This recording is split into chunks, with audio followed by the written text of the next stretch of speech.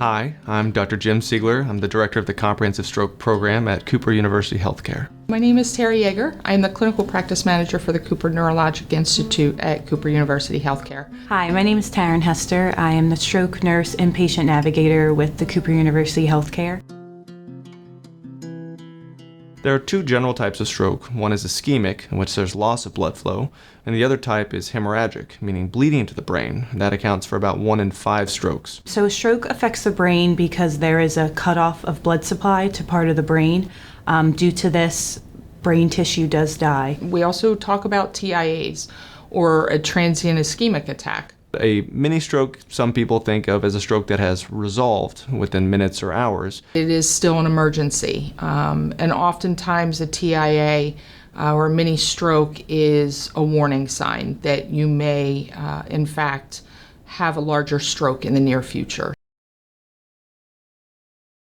BFAST is an easy acronym to know.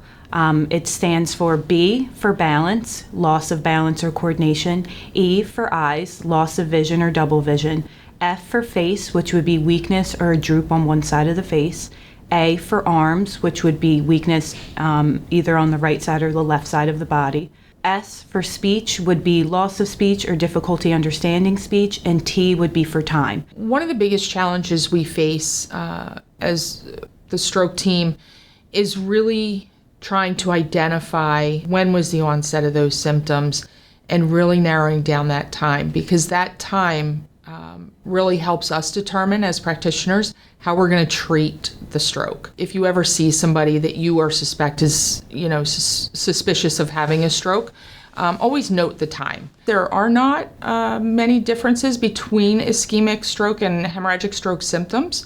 However, hemorrhagic stroke is often associated with what we refer to as the worst headache of life. So a sudden onset of a severe headache that's not being relieved by any medication or any other means. In the community, we recommend that patients and families call 911. They'll get faster treatment if they come into the hospital via an ambulance.